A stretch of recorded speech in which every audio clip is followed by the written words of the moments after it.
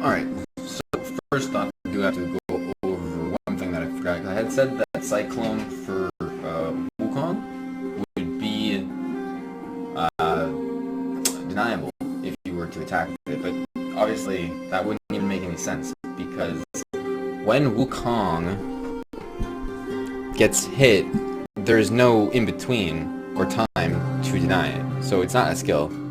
Technically, it's just something he does. It's just something that happens that if he survives. But again, if you know Wukong is about to do this, you're gonna do everything in your power to make sure he does not survive the attack. Vulnerable on him. There's so many different ways you'd be able to stop him. So with that, we shall jump over to Master Yi, since it seems very fitting that we have the two last surviving Wujus, I guess. Master Yi, the Wuju Bladesman. In Ionia's central province of Baro, whatever that means, a mountain settlement once stood behind, hidden away in its scenery beauty. Serene. I can't word. Serene beauty. Here in the village of Wuju, the boy Yi grew up learning the ways of the sword, chasing a dream that later turned to tragedy. Like most children, he admired those who wore silk robes and carried blades with poems to their name. His parents, it's like Yasuo. But he has poems to his name. Sounds like someone who would just sitting there with a flute. Anyways, back to Master Yi. His parents being swordsmiths, he made a strong impression on the local warriors who frequented their workshop. He spent his mornings in the garden sparring with his mother and his nights reciting poetry to his father by candlelight. When it came time for Yi to study under Wuju masters, his parents could not have been prouder. Carrying his talent and discipline over to his training, he surpassed every expectations. Soon the whole village knew of the young Master Yi. Still, the humble student wandered around the rest of Ionia. From atop the tallest pagodas, he spotted faraway towns no one ever mentioned. But when he sought to journey down the mountain with blade in hand, his mentors forbade him. Wuju was founded by those believing their swordsmanship to be too precious to share. That just sounds like a bunch of stuck-up prunes who don't want to share. Anyways, greedy people. Too sacred to draw blood, for centuries it flourished in isolation, with no outsiders knowing its true nature.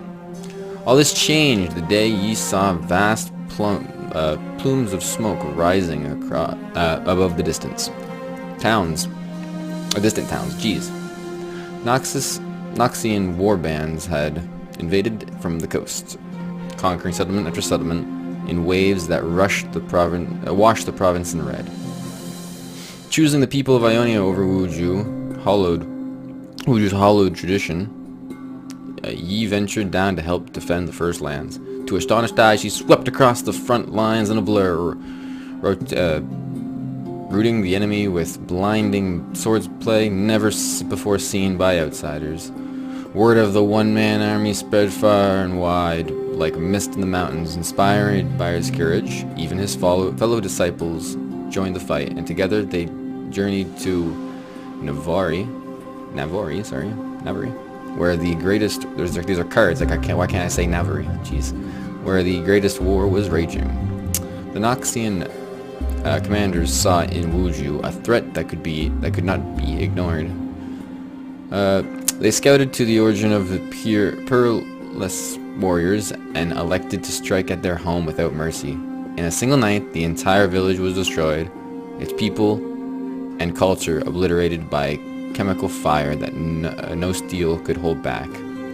After the war finally ended, Yi returned as the only surviving disciple to find nothing but ruins. The very magic of the land had been defiled, and everyone had known and loved was no more.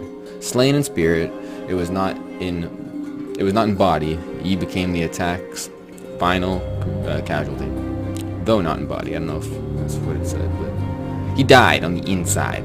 When other practitioners of Wu left alive, he realized the title of master was his to bear alone. Grief-stricken, he chose seclusion, training obsessively to bury the guilt of his survival, but the wisdom of bygone masters seemed to fade with the haze of time. He began to doubt if one man could preserve an entire heritage until he encountered the least expected of individuals. A certain monkey like Vastaya challenged him to a duel, as we already know.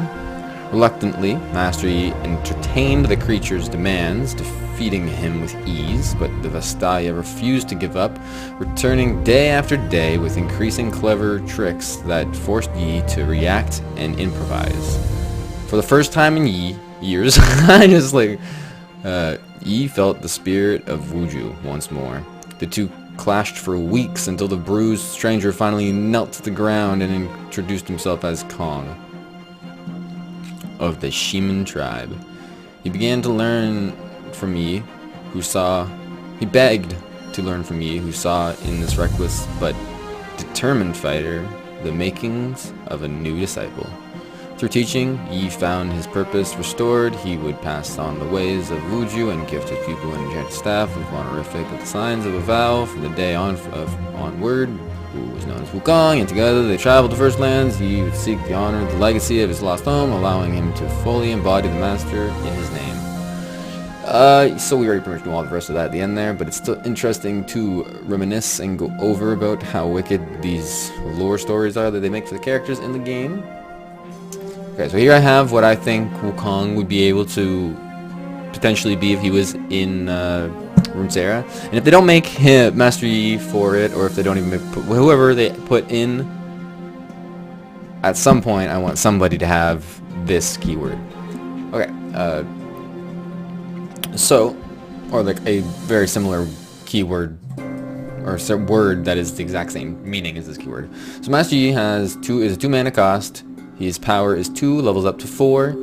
His health is 2. When he levels up, he doesn't gain any more. I don't think I went over that with Wukong. Wukong just gains again a 1/1, so he's like a 2/4. He goes for 3/5. I don't know if I said that, but I'll say that now. And he gains the keyword. I mean, he doesn't gain. He has keyword deflect and quick attack, which we know already. So deflect. When blocking, send the enemy unit's attack back at them instead. Instead of attacking, he actually just sends their attack back instead. So when he levels up, he has to kill 3 units. And it grants... Do I need to spell anything? It grants him double strike. So double strike while attacking or deflecting, strike enemy unit to the right. If there is not a unit to the right, strike the unit to the left. It's like kind of like whirling death.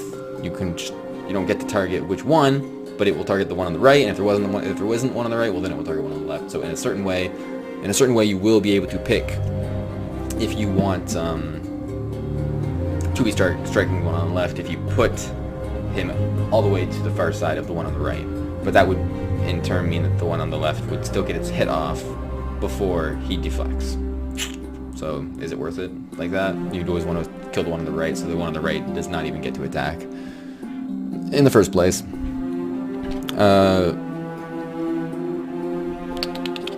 And then just like Wukong, he has the Wuju Style passive keyword too, I guess, that he gains if Wukong is on the board at the end round. Gain +2 health and regeneration. So, for example, one here, so if reflect an enemy instead of block, so say it's Garen, and Garen's a 5/5. If Garen attacks and Yi blocks him and then that attack goes through, Garen just kills himself. Master Yi would kill him, which is pretty freaking powerful, actually, in that certain circumstances. Okay, in other terms, if a 2-power, 3 health attacked and Master Yi defended, it would survive with 1 health. But Master Yi would still be unharmed. He wouldn't get hurt or anything because he's just taking the 2 damage and sending it right back to them, and nothing's happening to Master Yi. Kind of like Riposte, except he is always barrier while blocking. Always barrier while blocking. And yeah, in that sense, it's pretty powerful.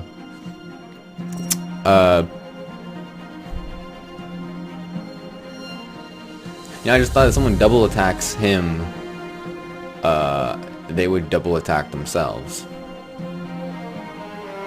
That's just wrong. He doesn't have double attack himself, but he has double strike. Ooh, so example 2, Master Yi is leveled up, so you would block. Instead, you deflect, obviously. With Master Yi, you put Master Yi into a 2-3, so 2 power, 3 power, 2 HP. And on the right, there is a 2-5, so 5 HP. Master Yi would kill the person he is deflecting, so because the 3 would kill himself, and then the 3 damage would be sent to the 5 also, so he'd survive with 2 HP. And the third, simple, it wasn't too much to really explain, which is nice because I would like the cards to be more simple too, so it's really sucky that I have to even put this much because I don't know how I would transfer this into just a simple description on a card, right? And if Wukong remains on the board when if Wukong remains on the board when the round ends, Master Yi gains the +2 in regeneration. If Wukong dies during the next round at all, it doesn't matter, it's not going to go away, like he'll still have 4 HP, but right when the next round, right when that round ends, he'll go back down to 2 HP again, if Wukong is no longer on the board. But Wukong has a very similar setup where he can use his own body as a blocker without actually taking damage because of his smoke poppies. So that's pretty cool too. So no, so they very much synergize together. Obviously, if you were gonna have one in the deck, especially Yi, since he's getting regeneration, even though he shouldn't really be getting hit very much anyways, technically. I think actually this might go to.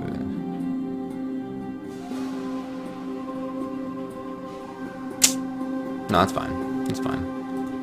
Regardless, this sounds pretty broke. Maybe 3 mana though.